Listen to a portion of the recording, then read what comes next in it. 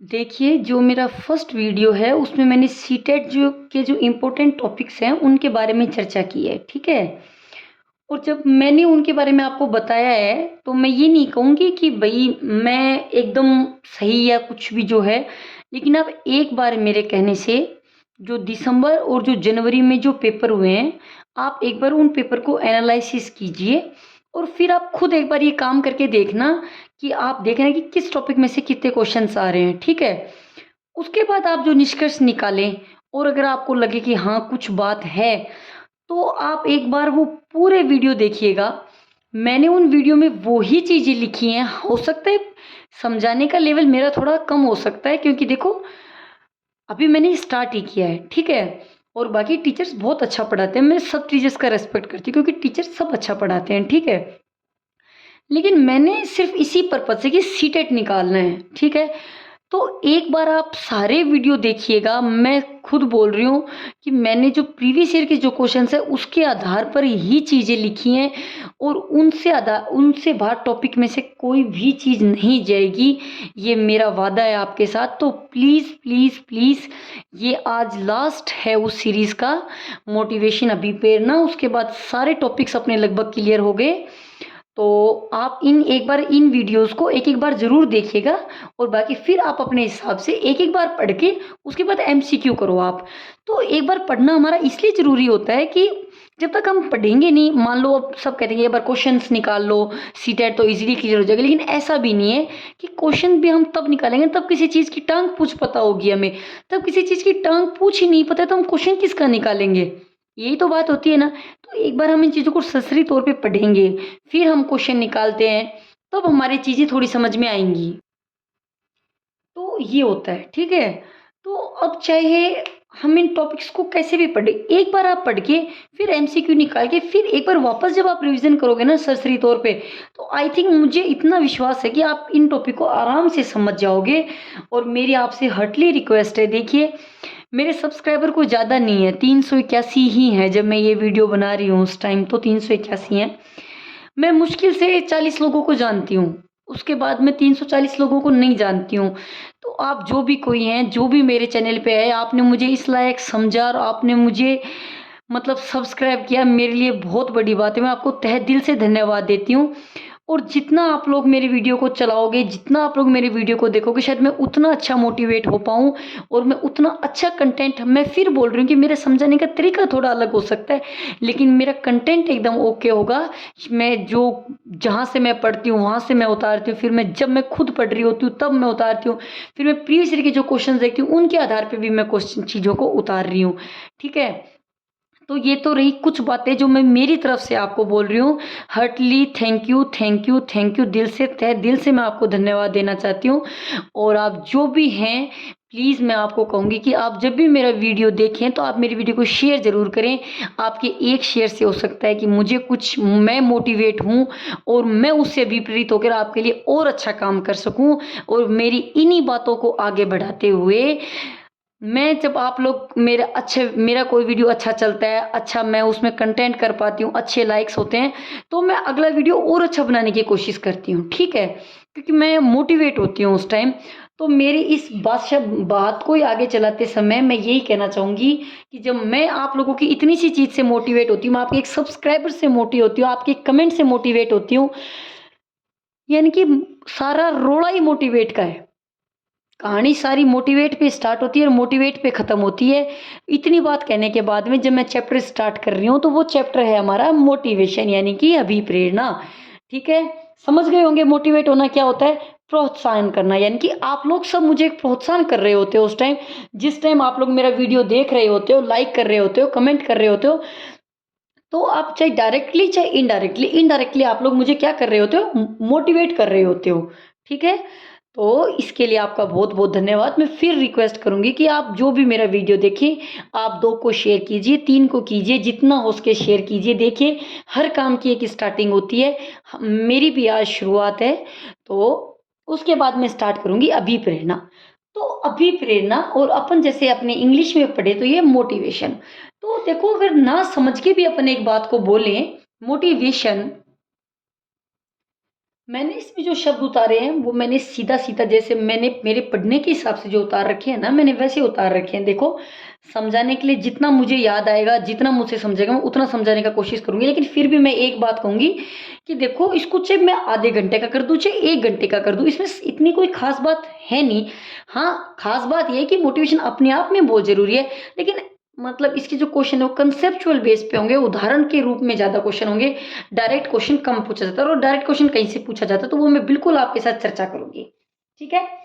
तो जो हमारा अभिप्रेरणा शब्द है ये किसका है, ये इसको इंग्लिश का जो रूपांतरण है वो क्या है, मोटिवेशन। मोटिवेशन जो हमारा शब्द है वो इंग्लिश का शब्द है। ठीक है।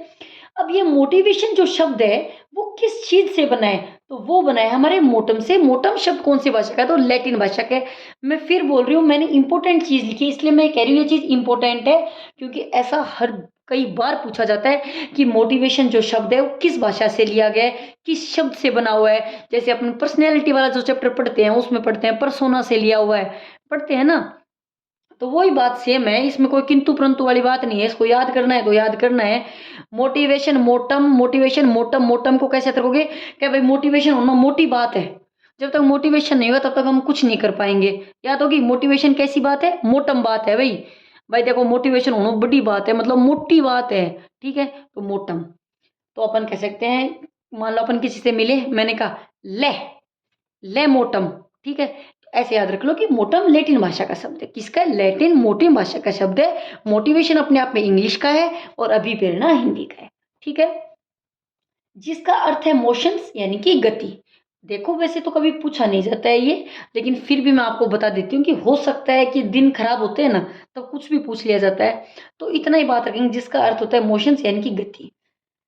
अब मैं आपको मेरे शब्दों में नॉर्मल सी एक बात बताऊं, तो देखो, अभिप्रेरणा एक आंतरिक बल होता है। ठीक है, और ये व्यक्ति को निश्चित दिशा की और निश्चित व्यवहार के लिए प्रेरित करता है।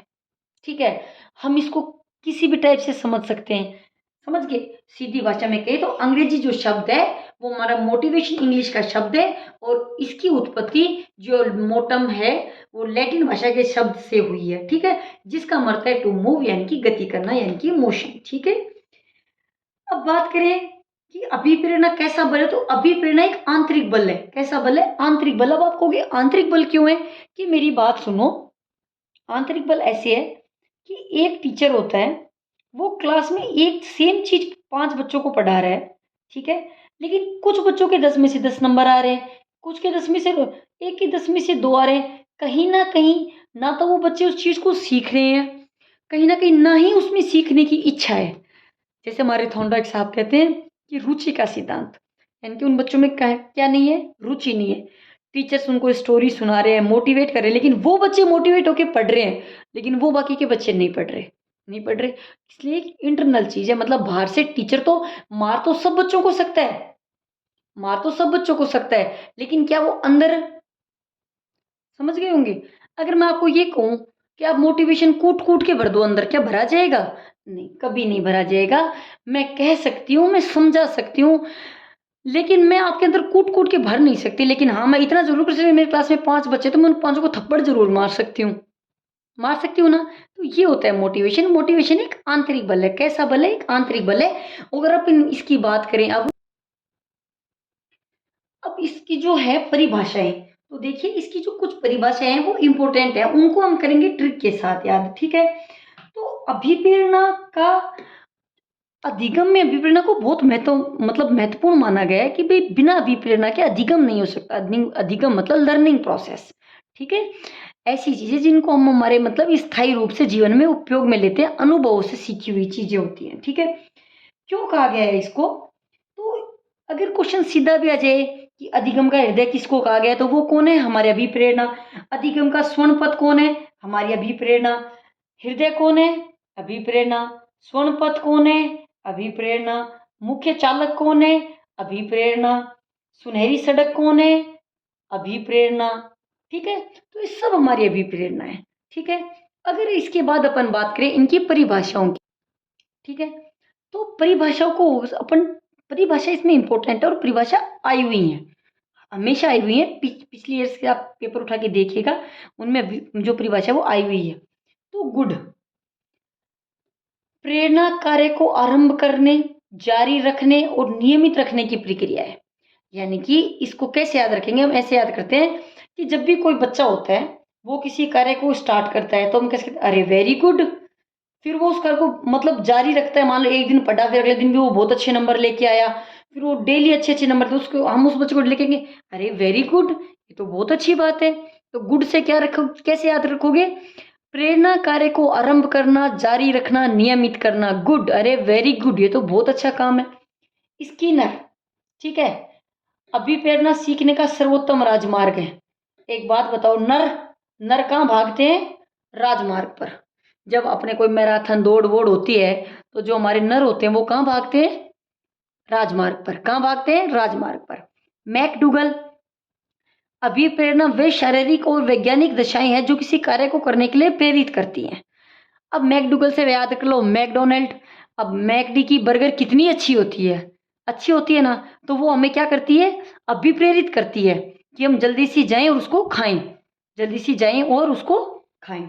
ठीक है, तो ये इसकी जो हमारी दो तीन परिभाषाएं हैं, देखो ये परिभाषाएं जरूर इंपॉर्टेंट है। मैंने बता दिया, गुड मतलब जारी रखना, अच्छा स्किनर नर मतलब राजमार्ग पे दौड़ता है। ठीक है, उसके बाद बात आती है हमारी अभिप्रेरणा की जो कुछ विशेषताएं हैं। वैसे तो देखो इसकी विशेषता इसके शब्द में ही समाहित है, अलग से इसका विवरण करने की कोई आवश्यकता नहीं होती, लेकिन फिर भी अपन एक बार मोटे तौर पे पढ़ना चाहें तो अभिप्रेरणा एक आंतरिक अवस्था है। बिल्कुल, अभिप्रेरणा एक साधन है, इसको साध्य नहीं कह सकते। ठीक है, दूसरी बात, लक्ष्य जितना अधिक महत्वपूर्ण होता है, अभिप्रेरणा उतनी ही तेज कार्य करती है। यानी कि हमारा लक्ष्य निर्धारित होना बहुत जरूरी है। लक्ष्य जितना अधिक महत्वपूर्ण होगा, जो हमारी अभिप्रेरणा है वो उतनी ही तेज होगी। लक्ष्य जितना महत्वपूर्ण होगा, लक्ष्य जितना महत्वपूर्ण होगा, अभिप्रेरणा उतनी ही तेज होगी। समझ गए होंगे आप? ठीक है, उसके बाद में अपन बात करें अभिप्रेरणा के प्रकार। तो मैंने अभी भी बताया था, अभिप्रेरणा के प्रकार दो प्रकार के होते हैं, आंतरिक और बाह्य। अब आंतरिक अभिप्रेरणा से क्या मतलब हो गया? तो आंतरिक अभिप्रेरणा से मतलब है कि वह अभिप्रेरणा का मतलब वह आंतरिक शक्तियां जो हम जन्मजात लेकर पैदा होते हैं, ठीक है, जिनके लिए हमें किसी बाह्य या पुनर्बलन की आवश्यकता नहीं होती। कैसे कैसे समझेंगे? और ये आंतरिक अभिप्रेरणा बच्चा जन्म से ही करने लग जाता है। जैसे बच्चा छोटा होता है, भूख लगती है, रोता है, यानी कि उसको भूख की प्रेरणा हो रही है अंदर से। ठीक है, आंतरिक अभिप्रेरणा समझ गए होंगे। बाह्य अभिप्रेरणा, बाह्य अभिप्रेरणा से मतलब होता है कि, फिर मैं रिपीट करूंगी, जैसे अब मैंने कोई वीडियो डाला, आपने उस पर कमेंट किया, लाइक किया, सब्सक्राइब किया, शेयर किया, तो कहीं ना कहीं मुझे बाहर से आप लोगों से मोटिवेशन मिला मिला कि मैं उस कार्य को और अच्छा करूं।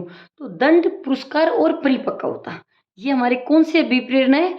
बाह्य अभिप्रेरणा। आंतरिक अभिप्रेरणा जो हमारे जन्मजात होती है, बाह्य प्रेरणा जो हम हमारे व्यवहार के हिसाब से, ठीक है, निश्चित होती है, वो भी। उसके बाद बात करें साधारण तौर पर, अभिप्रेरणा दो प्रकार की होती है, जन्मजात और अर्जित। आंतरिक और बाह्य, जन्मजात और अर्जित। आंतरिक भी वही थी जो जन्मजात थी, और अर्जित भी वही है जो बाह्य है। समझ गए होंगे आप? भूख प्यास नींद मलमूत्र, अभी पुरस्कार पद प्रतिष्ठा मान सम्मान, ये सब हम अर्जित करते हैं ना, अर्जित ही तो करते हैं। कोई अपन मतलब जब पैदा होते हैं तो हम कौन सा प्रतिष्ठा के साथ पैदा थोड़ी ना होते हैं, एक नॉर्मल इंसान की तरह पैदा होते हैं। फिर बाद में कोई आईएएस बनता है, कोई नरेंद्र मोदी जी बनता है, कोई कुछ बनता है, कोई कुछ बनता है। तो ये प्रतिष्ठा सब हमारी अर्जित है कि हमने कितनी मेहनत की है, हमने कितनी शिद्दत से हमारी चीजों पे कार्य किया है। तो ये चीजें होगी हमारी अर्जित अभिप्रेरणा। अब अपन बात करें अब्राहम मैस्लो की। ठीक है, तो हमारे जो अब्राहम मैस्लो ने, उन्होंने एक सिद्धांत भी दिया, तो उस सिद्धांत को हम अलग से पढ़ेंगे। ठीक है, तो अब्राहम मास्लो, जन्मजात और अर्जित। अब इसको कैसे याद करोगे आप? इसको हम ट्रिक से कर लेंगे, क्योंकि ये चीज इंपॉर्टेंट है कि अब्राहम मास्लो ने अभिप्रेरणा कितने प्रकार दिए हैं। तो दो प्रकार दिए हैं, कौन से दिए? जन्मजात और अर्जित। अब ऐसे याद रख लो, ए से ए, यानी कि ए यानी कि पहला अक्षर, और सबसे पहले क्या होता है? जन्म, जन्म होता है। ठीक है, अब्राहम जन्मजात, जन्मजात के साथ हमेशा अर्जित आएगा। इतनी चीज याद रख लो, जन्मजात के साथ क्या आएगा? अर्जित।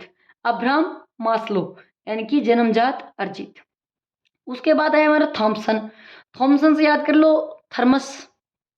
थर्मस को कैसे याद करो, ऐसे याद करो कि एक तो अपन चाय पीते हैं वो स्वाभाविक गर्म चाय पीते हैं, एक अपन वो थर्मस में डाल के बहुत देर बाद में चाय पीते हैं, तो उस चाय का टेस्ट ही अलग हो जाता है, वो इतनी टेस्टी नहीं लगती। तो थॉमसन ने दिया था स्वाभाविक और कृत्रिम। थर्मस कैसा होता है, स्वाभाविक और कृत्रिम। और अब्राहम मैस्लो, ए से अब्राहम, ए से पहला अक्षर यानी कि हमारा जन्म सबसे पहले होता है, उसके बाद सुख दुख ब्याह शादी टाबर टीकर भात सूचक लंबी चीजें सी, ठीक से। उसके बाद आए हमारे गैरेट। अब भैया गैरेट को कैसे याद करें, चलो ठीक है, अब्राहम मास्लो भी देख लिया, थॉमसन भी देख लिया, गैरेट।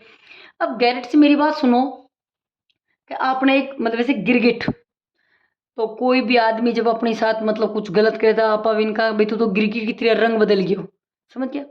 तो जब कोई चीज रंग बदलेगी, तो याद करो कि हमारी आंखों का रंग हमारी जैविकता पे, हमारी अनुवांशिकता पे। तो गैरिट गैरिट गैरिट से याद रख लो गिरगिट, गिरगिट बदलता है रंग यानी कि जैविक। जो इंसान रंग बदलेगा वो मन से भी चेंज हो जाएगा, मनोवैज्ञानिक। और जब इंसान मन से सम चेंज हो जाएगा तो वो अपने आप ही समाज से चेंज हो जाएगा, उसमें किसी बात का रोड़ा ही नहीं है, समझ गए। क्या बताया, अब्राहम मास्लो, जन्मजात और अर्जित, ठीक है। उसके बाद आए थॉमसन, स्वाभाविक और कृत्रिम। उसके बाद आए हमारे गैरिट, गैरिट आए जैविक, मनोवैज्ञानिक और सामाजिक, ठीक है।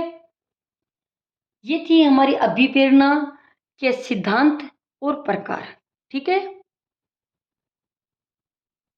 ये तो हो गई होंगी याद, ठीक है।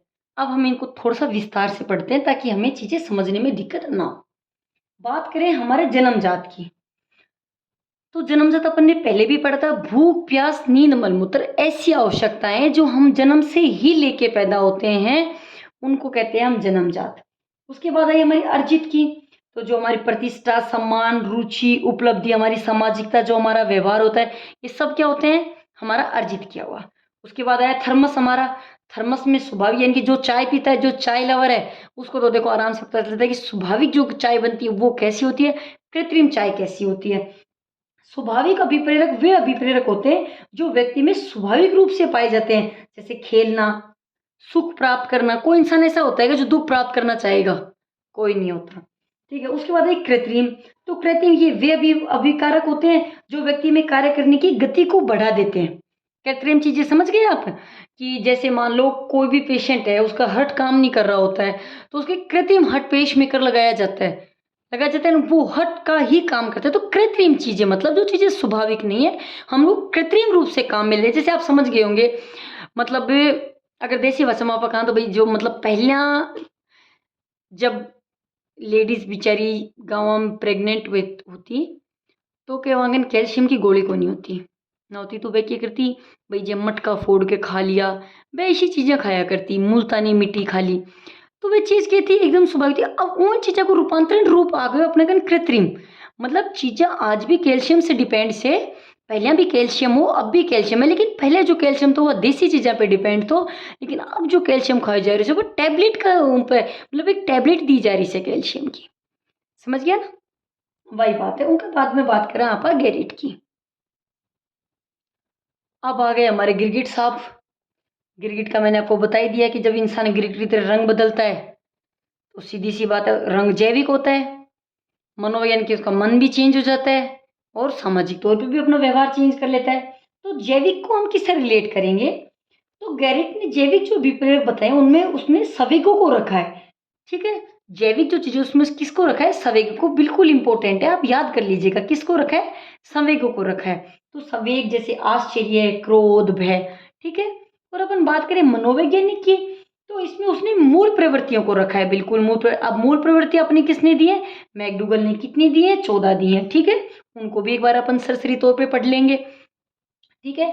उसके बाद आई हमारी सामाजिक, तो जो व्यक्ति समाज से प्राप्त करते थे प्रतिष्ठा आत्मसम्मान आदि, समझ गए होंगे आप इनको कैसे भी रिलेट कर लीजिए। मान लो एक तो इंसान अपने घर आता है, उसके आने पर अपन खुश होते हैं कि वो हमारे घर आया हमें अच्छा लगा, और एक आदमी से अपने घर आता है, आ क्यों क्यों आए हैं, आ गया माँ तो खराब करवा खातर, मतलब इंटरनली हम अपने आप चेंज हो जाते हैं क्योंकि उसका व्यवहार ही वैसा है कि उसकी कुछ चीज़ें जो हमें अच्छी नहीं लगती। तो ये हम समाज से, हमारा जो होता है वो चीज़ें हम समाज से प्राप्त करते हैं, ठीक है। अब आई बात अभिप्रेरणा चक्कर की, ठीक है। तो अभिप्रेरणा चक्कर क्या है अभिप्रेरणा, क्या कहेंगे हम इसको। तो जब हम ये कहेंगे कि जब तक इंसान को आवश्यकता नहीं होगी, हम बहुत पहले भी जब से साइंस पढ़ते हैं तब से चीज़ हुई कि आवश्यकता ही आविष्कार की जननी होती है। क्यों होती है आवश्यकता आविष्कार की जननी, क्यों कहते हैं हम ऐसा, हम इसीलिए ऐसा कहते हैं कि जब तक इंसान को किसी चीज़ की आवश्यकता नहीं होती, जब वो उसकी आवश्यकता को फ़ील करने लगता है, जब उसको उस चीज़ की ज़रूरत महसूस होने लगती है, तभी वह उसके लिए मतलब खुद के अंदर चीज़ों को, तभी उन चीज़ों से वो अभिप्रेरित होता है, ठीक है? तो अभिप्रेरणा का जो चक्कर है, वो हमारा जो मोटिवेशन जो चक्कर है, वो N+D+I, यानी कि नीड मतलब आवश्यकता, ड्राइव मतलब चालक और I मतलब इंसेंटिव यानी कि प्रोत्साहन। ये तो थी नॉर्मल चक्कर, लेकिन जैसे अपन एक वैज्ञानिक की और के हिसाब से पढ़े, डेसी के हिसाब से पढ़े, वैसे डेसी के हिसाब से कोई इम्पोर्टेंट नहीं, इम्पोर्टेंट यही है। तो उनका कहना था कि मान लो चालक प्लस प्रोत्साहन प्लस संज्ञान प्लस आवश्यकता। लेकिन मैं फिर बोल रही हूँ कि ये इम्पोर्टेंट नहीं है, नहीं है, नहीं है। इम्पोर्टेंट हमारा यही है, यही हमारा अभिक्रिया का, ये हमारा अभिप्रेरणा का क्या है, सूत्र। क्या है, अभिप्रेरणा का सूत्र है ये, ठीक है। इतनी सी बात हुई हमारी खत्म। अब हम पढ़ेंगे आवश्यकता को। तो देखिए, पहले तो सीधी सी बात है कि परिभाषा एकदम सामने लिखी हुई है, मुझे नहीं लगता कि आपको मुझे समझाने की जरूरत है, आप आराम से पढ़ सकते हो। लेकिन फिर भी प्राणी के शरीर में जब किसी चीज की कमी या यति की अवस्था होती है, इस कारण से उत्पन्न होती है, उसे हम कहते हैं आवश्यकता। सिंपल भाषा में कहें कि किसी भी वस्तु की कमी अथवा अति की अवस्था ही आवश्यकता कहा जाता है। अब आवश्यकता भी हमारी दो प्रकार की हो सकती है, वो कैसी भी हो सकती है, वो जैविक भी हो सकती है, वो मनोवैज्ञानिक भी हो सकती है ना। ठीक है, जैविक और मनोवैज्ञानिक से आप मतलब समझ गए होंगे। मनोवैज्ञानिक में अभी हमारे क्या आए थे, मूल प्रवृत्तियां आई थी, क्या आई थी, मूल प्रवृत्तियां आई, जबकि हमारे जैविक में क्या आए थे, हमारे संवेग आए थे, ठीक है। अब बात करें अपन चालक, तो चालक को अपन अंतर्नोद भी कह सकते हैं और प्रणोद भी कह सकते हैं। तो प्राणी में जब आवश्यकता उत्पन्न होती है, तो इस आवश्यकता के कारण जब प्राणी तनावग्रस्त हो जाता है और वो पहले से अधिक सक्रिय हो जाता है, तो इसे ही तनाव व सक्रियता को ही चालक बोलते हैं। समझ गए होंगे कि प्राणी में जब आवश्यकता उत्पन्न होती है, ठीक है, इसको हम पुश थ्योरी भी बोल सकते हैं, ठीक है। ये हो गया। उसके बाद प्रोत्साहन और उद्दीपक। उद्दीपक एक प्रोत्साहन का कार्य करता है, प्रोत्साहन उद्दीपक। प्रोत्साहन प्राणी को अपनी तरफ आकर्षित करता है, इसकी प्राप्ति से आवश्यकता संतुष्ट हो जाती है और चालक की चालकता में वापस एक बार कमी आ जाती है, ठीक है। क्या होता है कि एक बार जब प्रोत्साहन मिलता है, मतलब इसका जो आप समझ रहे हो, आकर्षित करना मतलब होता है कि भाई इंसान उसको करने के लिए बहुत तत्पर हो जाता है। जब वो उसको एक बार पा लेता है तो वो वापस एक बार शांत हो जाता है। तो ठीक है, m बराबर N+D+I हो गया। अब अपन को जैसे आवश्यकता, चालक, प्रोत्साहन। प्राणी के शरीर में पानी की कमी हुई, चालक का काम किसने किया, प्यास ने। प्यास ही तो लगी, चाहे पानी के अंदर कमी हो जाती, अगर प्यास नहीं लगती तो चालक ही नहीं होता, नहीं होता ना। और जब चालक ही नहीं होगा तो हम प्रोत्साहित क्यों होंगे। मान लो मुझे बहुत तेज प्यास लगी, मेरे अंदर पानी की कमी हुई, मुझे प्यास लगी और मुझे किसी ने कहा कि यहाँ से 2 किलोमीटर जाने के बाद में एक नदी है, नदी के एक कुआं है और कुएं में से बाल्टी भर के तुम्हें पानी पीना पड़ेगा। तो मैं, मुझे चाहे कितनी भी कड़ी धूप हो, मैं उस कुएं के पास जाऊंगी, वहां से पानी लूंगी और मैं उस पानी को जरूर पीऊंगी। क्यों, क्योंकि वो पानी उस टाइम मुझे सिर्फ वो 2 किलोमीटर की जो दूरी है वो ही आकर्षित करी है, मैं उसके साथ भागी जा रही हूँ क्योंकि मुझे पानी चाहिए, क्योंकि मुझे प्यास लग रही है, ठीक है। भोजन की कमी, मान लो जैसे मुझे भोजन की कमी फील हुई, भोजन की कमी अंदर फील हुई, लेकिन जब भूख लगेगी, चालक का काम किसने किया, भूख ने। पेट में चूहे कूदने लगे, पेट में गुटरगू होने लगी, किसने किया। और मान लो मेरे सामने एक दुकान है, मैं मान लो ऑफिस में बैठी हूँ, मैं भूखी बैठी हूँ एकदम, और उस टाइम जो भोजन की कमी हुई, जो मुझे बहुत भूख लग रही है, लेकिन मेरे सामने एक मैकडी की मतलब एक शॉप है और उसमें 80 रुपए का बर्गर मिलता है, लेकिन मेरी जेब में एक भी रुपए नहीं है। तो फिर चाहे मुझे कैसे भी वो 80 रुपए मैनेज करने पड़े, मैं कैसे भी करके करूँ, चाहे मुझे 1 घंटे में कोई काम करके करना पड़े, चाहे मुझे कैसे, मैं वो 80 रुपए मैनेज करूँगी और मैं भोजन को ज़रूर प्राप्त करूँगी। ठीक है? कि वो चीज़ मुझे अपनी ओर आकर्षित करे, मुझे उस चीज़ की नीड है, मेरे शरीर में उसकी आवश्यकता है। यानी कि आवश्यकता ही आविष्कार की जननी है। नींद की कमी, नींद और सोना, ये है हमारा मोटिवेशन। मोटिवेशन में जो अब्राहम मास्लो ने जो पदानुक्रमिक का सिद्धांत दिया है, उसको हम एक छोटे से वीडियो में अलग से पढ़ेंगे, इम्पोर्टेंट है।